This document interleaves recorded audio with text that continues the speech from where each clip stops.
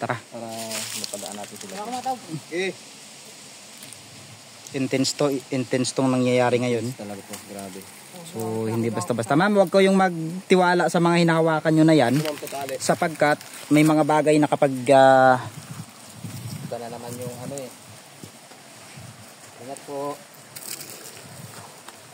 Yan, sige. Diretso lang, mayroon ditong mga tapakan. Yan. Yan! Yan talaga naman. Ngayon nyo po ma-experience.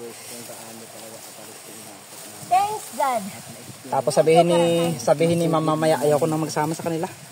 Tindi na. Ganyan pala. Isang adventure pa, madam? More pa. Yung hindi mo nagagawa sa buong buhay mo. Pumunta ka dito, nagawa mo. Amazing yun. Maraming taong mga subscriber namin ang gustong ma-experience yung mga ginagawa namin. Pero tignan nyo si madam. Tignan nyo po. Yun na si madam. Hindi ko nakitaan ng kaba. Oo, maganda yung mga ganyan kasama yung hindi mo makikitaan ng kaba at hindi ka maano.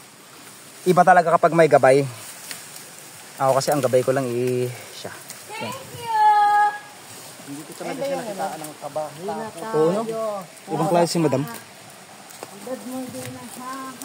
At saka yung ano kasi ni madam, yung kanyang katawan hindi mabigat. Hindi katulad natin na, hindi katulad ng... Guys, sobra pag minakay ko sarili ko sa Cavite. Narating ko yung Arapay Falls. Ang taas. Grabe, ang ganda. O, diba? Dati sobrang dalas ito, nakakatakot. Success. Thank you. So, ibig sabihin, kaya niyang maakyat yung 3 mangkok-mangkok. Hoy, wag mo nang isipin yon. Kasi naakyat niya to. Oo naman, kaya. Kaya niya. Grabe, madam.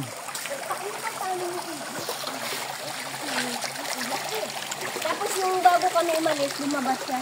Ang haba na yun. Ganun lang. Galing, ang ganda.